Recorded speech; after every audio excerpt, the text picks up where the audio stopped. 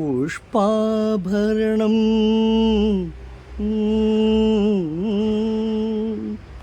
തിരുവാഭരണം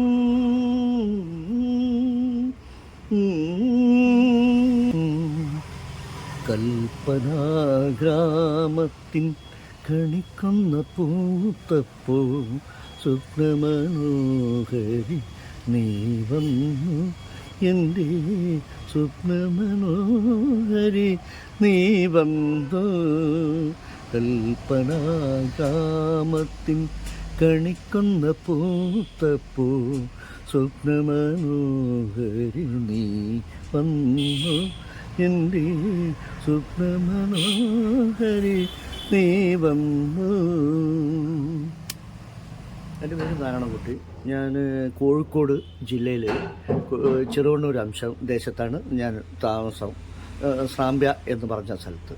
അപ്പോൾ ഞാൻ സ്കൂൾ ഫൈനെല്ലാം കഴിഞ്ഞതിൻ്റെ ശേഷം അച്ഛൻ്റെ കൂടെ ഈ കരകൗശല വസ്തുവിൻ്റെ പ്രാരംഭ ജോലിയിലേക്ക് പ്രവേശിച്ച് അവിടുന്ന് കിട്ടിയിട്ടുള്ള പല മാതൃകകളും കാര്യങ്ങളും ഒക്കെ ഉപയോഗിച്ച് പായക്കപ്പലുകൾ, ചെറിയ ചെറിയ പായക്കപ്പൽ, അതിൻ്റെ ശേഷം വലിയ വലിയ പായക്കപ്പൽ, ഇങ്ങനെയുള്ള പല കാര്യങ്ങളും ചെയ്ത് ഇപ്പോൾ വിസ്മയ പാർക്ക് കണ്ണൂർ കുട്ടികൾക്ക് കയറി കളിക്കത്തക്ക രീതിയിലുള്ള പായക്കപ്പൽ, പിന്നെ അത് കൂടാതെ ഗോകുലം മാളുണ്ട് കോഴിക്കോട്, അവിടേക്ക് ഒരു വാസ്കോഡി ഗാമ കപ്പൽ, പിന്നെ തിരുവനന്തപുരം കൊല്ലം റാവീസിലേക്ക് ചുണ്ടൻ വെള്ളം ഉണ്ടാക്കി, കേരള കൾച്ചറിൻ്റെ ഭാഗമായിട്ടുള്ള ചുണ്ടൻ വെള്ളം, വെപ്പ് വെള്ളം, ഓടി വെള്ളങ്ങളും ഞാൻ ഉണ്ടാക്കുന്നുണ്ട്. അതിപ്പോൾ ഒരുവിധം കേരളത്തിലെ എല്ലാ റിസോർട്ടുകളിലും അവിടെ ആഡംബരമായിട്ട് വെക്കത്തക്ക രീതിയിലുള്ള വസ്തുക്കളായിട്ട് മാറിക്കൊണ്ടിരിക്കുകയാണ്.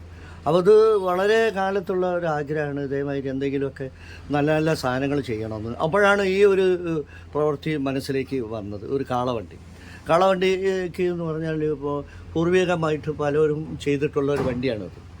അപ്പോൾ അന്ന് ഞാനൊക്കെ ചെറുപ്പത്തിൽ ഒരു 50 കൊല്ലം മുന്നേ നമ്മൾ കോഴിക്കോട് വലിയങ്ങാടിയിൽ നിന്ന് ചരക്ക് കൊണ്ടുപോകാൻ ഉപയോഗിച്ചിരുന്ന കാളവണ്ടികളാണ് ഇപ്പോൾ അതിൻ്റെ ഒരു രൂപമാണ് ഇപ്പോൾ അത്. അപ്പോൾ ഈ സംഗതി എന്ന് പറഞ്ഞാൽ ഇതിലേക്കൊരു വലിയൊരു ക്രേസ് വന്നപ്പം ഈ സാധനങ്ങളൊക്കെ ചെയ്യണമെന്ന് തോന്നി. അതിപ്പോഴും ചെയ്തുകൊണ്ടിരിക്കുന്നുണ്ട്. ഇപ്പോൾ നല്ലോണം ബേസ് ചെയ്തിട്ടാണ് ഇതിൻ്റെ വർക്ക്ഷോപ്പ്. ആദ്യം ചെറുവണ്ണൂരായിരുന്നു, അവിടെ നിന്ന് ഇങ്ങോട്ട് മാറി, പിന്നെ 1-2 സ്ഥലങ്ങളിൽ മാറി ചെയ്ത് ഇപ്പോൾ നല്ലോളത്ത് ഒരു വർക്ക്ഷോപ്പ് വാടകയ്ക്ക് എടുത്തിട്ട് അവിടെ നിന്നാണ് ഇതെല്ലാം ചെയ്യുന്നത്. ഇപ്പോൾ ഇവിടെ ഉണ്ടാക്കിയ ഈ കാളവണ്ടി ഉണ്ടല്ലോ, ഇത് എത്ര സമയം എടുത്തത് വർക്ക് തീർക്കാൻ? ഇത് വർക്ക് തീർക്കാന്ന് പറഞ്ഞാൽ ഇതിൻ്റെ വീല് എൻ്റെ അടുത്ത് സ്റ്റോക്ക് ഉണ്ടായിരുന്നു. വീല് ഒരു 1.5 വർഷമായിട്ട് വീല് സ്റ്റോക്കുള്ളതാണ്. എൻ്റെ പൂർവികന്മാർ ചെയ്ത അച്ഛൻ്റെ അനിയനൊക്കെ ചെയ്തിട്ടുള്ള കാര്യങ്ങളാണ്. അപ്പോൾ അതിൽ ആ സാധനം എടുത്തിട്ട് രണ്ടാമത് റീമോഡൽ ചെയ്തിട്ട് രണ്ടാമതൊരു കാളവണ്ടി, ഇത് ഗോകുലം റിസോർട്ടിലേക്ക് കുമരകം ഗോകുലം ഗലേറിയയിലേക്ക് വേണ്ടിയിട്ട് ഗോപാലൻ്റെ ആവശ്യപ്പെട്ടപ്പോൾ ഇത് രണ്ടാമതൊന്ന് ചെയ്യാന്ന് തോന്നി. അപ്പോൾ ചെയ്യുന്നതാണ്. ഇതിന്റെ മുന്നേ ശരിക്കും ഗോകുലത്തിൽ എക്സിബിറ്റ് ചെയ്യാൻ ഇപ്പോൾ ഈ ഷൂട്ടൊക്കെ ഉണ്ടല്ലോ, ഈ മാരേജിൻ്റെ ഈ പിള്ളേരൊക്കെ ഈ പ്രിയദർശന്റെ സിനിമയിലൊക്കെ കാണുന്നത്, പ്രിയദർശന്റെ സിനിമയിലൊക്കെ കാണുന്നവർ ഷൂട്ട് ചെയ്യാൻ ഉപയോഗിക്കുന്നതാണ്. വുഡ് എന്ന് പറഞ്ഞാൽ ഇതിൻ്റെ വീല് തേക്കിൻ തടിയാണ്, തേക്കിൻ്റെ റൗണ്ടാണ് ഉപയോഗിച്ചത്. അതിൻ്റെ ഇല്ലിയും തേക്കാണ്. പിന്നെ ഇരുമ്പകത്തിൻ്റെ ഇതാണ് ഇതിൻ്റെ സെൻട്രൽ ഷാഫ്റ്റിന് ഉപയോഗിക്കുന്ന വലിയ വലിയ ബീം കനമരമായിട്ടുള്ള മരങ്ങളുണ്ട്.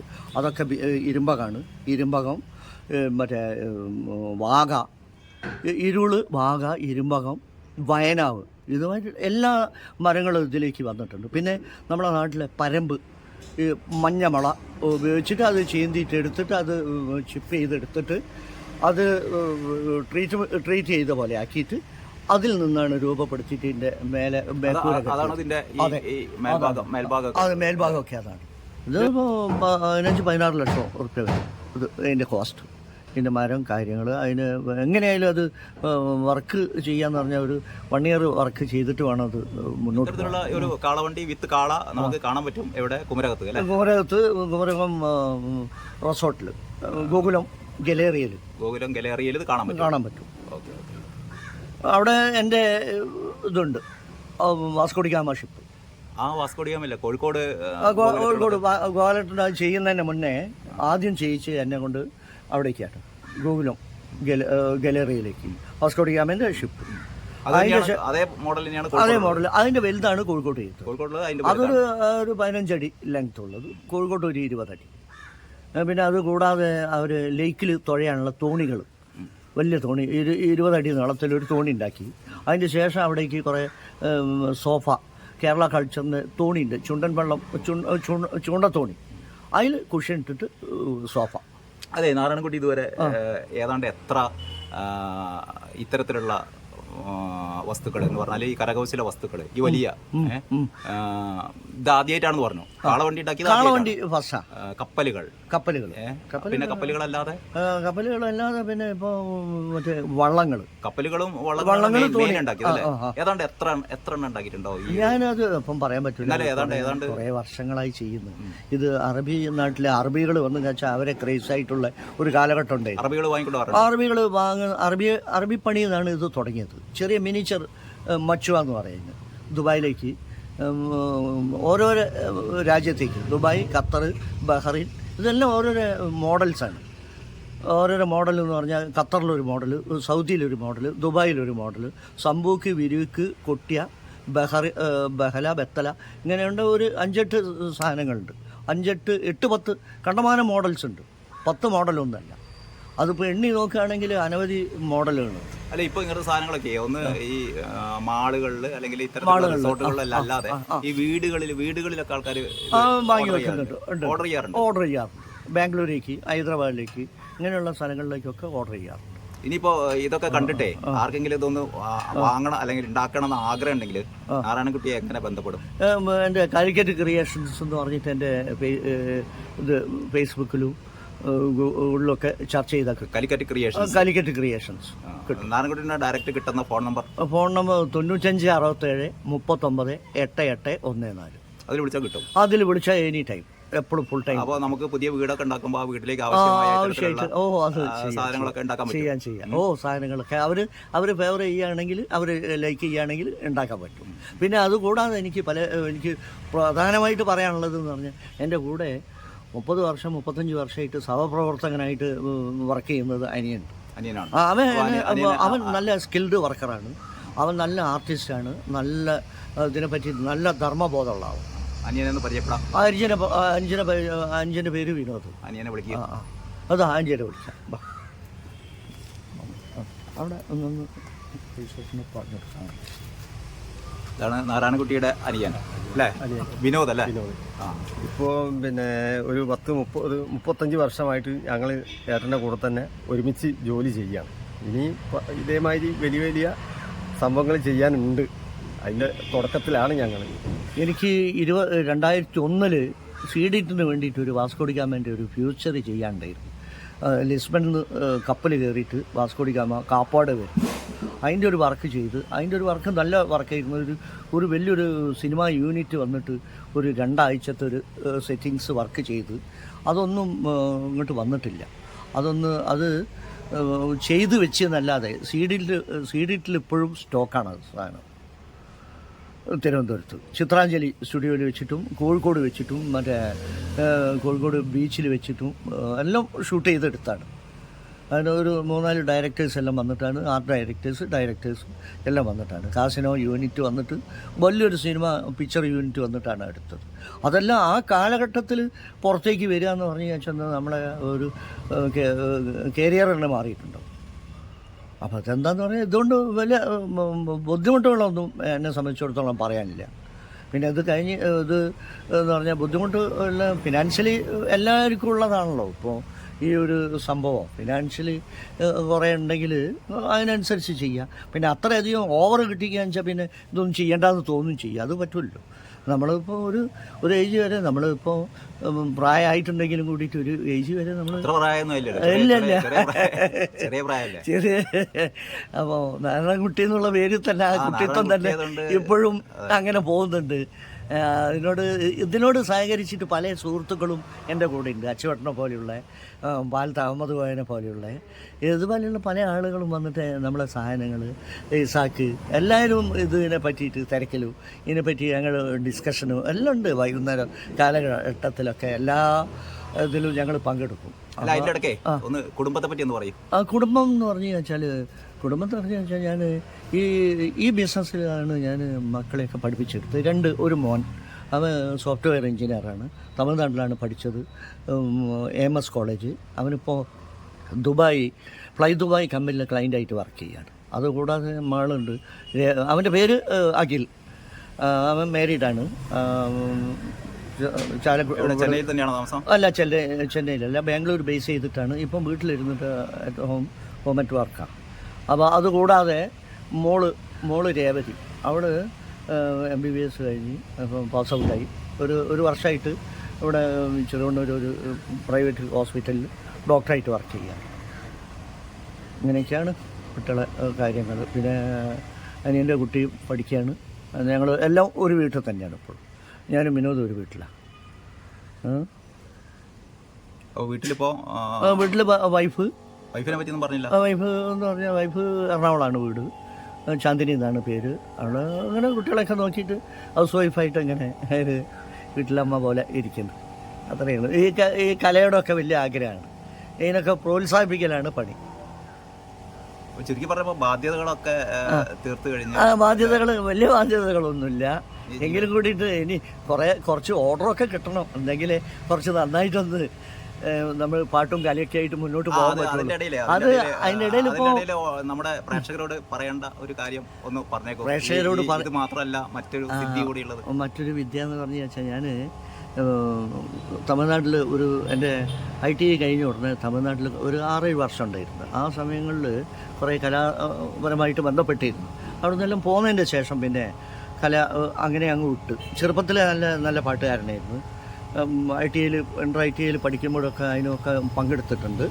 അപ്പോൾ അത് കഴിഞ്ഞതിൻ്റെ ശേഷം ഇപ്പോൾ വർഷത്തിന് ശേഷം ഈ കോവിഡ് വരുന്നതിൻ്റെ ഒരു 2 വർഷം മുന്നേ എൻ്റെ ഒരു സുഹൃത്ത് മുഖാന്തരം ഈ രംഗത്തേക്ക് പാടാൻ എന്നെ സപ്പോർട്ട് ചെയ്ത് കൊണ്ടുപോയി. അങ്ങനെ പാടി. ബ്രഹ്മാനന്ദൻ്റെ പാട്ട് കൂടിയാണ് ആദ്യമായിട്ട് പാടിയത്. ബ്രഹ്മാനന്ദൻ, മറ്റേ എരു സദാശിവൻ, മറ്റേ ശ്രീകാന്ത്, ഇവരൊക്കെ പാട്ട് പാടിയിട്ടാണ് ഞാൻ കോഴിക്കോട്ട് അറിയപ്പെട്ടത്. പിന്നെ നാടകഗാനങ്ങൾ, ദേവരാജ മാഷ നാടകഗാനങ്ങൾ, ഇതുപോലുള്ള പല പാട്ടുകളും പാടിയിട്ടാണ് അറിയപ്പെട്ടത്. ഇപ്പം കോവിഡിന് ശേഷം പിന്നെ വല്ലാതെ പ്രോഗ്രാമിന് അറ്റൻഡ് ചെയ്തിട്ടില്ല. പിന്നെ എല്ലാ ദിവസങ്ങളിലും ജോലി കഴിഞ്ഞാൽ വീട്ടിൽ പോയി കുളിച്ച് എന്തെങ്കിലും ചായയോ പലഹാരം എന്തെങ്കിലും കഴിച്ച് കഴിഞ്ഞാൽ വേഗം വല്ല തട്ടൻപുറം പരിപാടിയുണ്ട് കോഴിക്കോട്ട്. KGF, കേരള ഗസൽ ഫൗണ്ടേഷൻസ്, പിന്നെ കലാശ്രീ അസീസ്ഖാൻ്റെ കലാശ്രീ മ്യൂസിക്കും റെക്കോർഡിംഗ് തിയേറ്ററും കൂടിയാണ്. അതുപോലെ ഉണ്ട് ഫോർത്ത് ഗേറ്റ് എൻ്റെ അടുത്ത് പ്രവീൺ സാറിൻ്റെ അവിടെ പോകും. പിന്നെ അതേമാതിരി പല സ്ഥലങ്ങളിലും മാങ്കാവിൽ അജയേട്ടൻ്റെ അടുത്ത്, പന്തീരാങ്കാവിൽ ചന്ദ്രേട്ടൻ്റെ വീട്ടിൽ, ഹരിദാസ മാഷ ക്ലബ്ബിൽ, ഇങ്ങനെയൊക്കെ നടന്ന് ഇങ്ങനെ ഓടിപ്പാഞ്ഞ് ഒരു 10 മണി വരെ 10-11 മണി വരെ പിന്നെ പാട്ടും കളിയായിട്ട് ജീവിക്കും. അത് കഴിഞ്ഞ് വന്ന് കഴിച്ചാൽ പിന്നെ നേരം വെളുത്ത് കഴിച്ചാൽ പിന്നെ വെറും പണി ഇതിലേക്ക് ബോട്ടിലേക്ക്. അങ്ങനെ നല്ല സുഹൃത്തുക്കളും നല്ല ഫ്രണ്ട്സും കാര്യങ്ങളൊക്കെ ഉണ്ട്. ഇപ്പോൾ ഈ പകല് ശില്പ, രാത്രി പാട്ടും, പിന്നെ ജീവിതം മനോഹരമായതിനെ ഈ പാട്ടിന്റെ കാര്യം പറഞ്ഞപ്പോഴേ ഇപ്പോഴും മനസ്സിൽ തോന്നുന്ന ഒരു 2 വരി പാടും. 2 വരി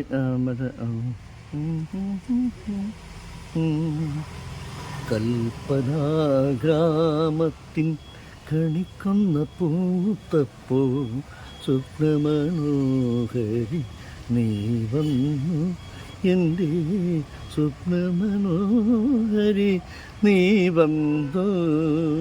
കൽപ്പനാഗ്രാമത്തിൻ കണിക്കൊന്ന പൂത്തപ്പോ സ്വപ്നമനോഹരി നീ വന്നു, എൻ്റെ സ്വപ്നമനോഹരി നീ വന്നു. പുഷ്പാഭരണം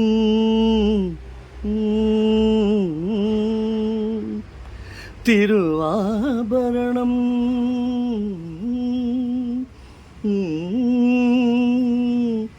പുഷ്പാഭരണം പുഷ്പാഭരണം വസന്തദേവന്റെ തിരുവാഭരണം. പുൽക്കൊടി തോറും പുതുമഞ്ഞുരുകിയ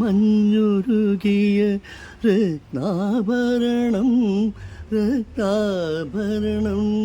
കവിയുടെ കവിളിൽ കവിതാമലരായി കനകാഭരണം കനകാഭരണം പുഷ്പാഭരണം വസന്തദേവ തിരുവാഭരണം.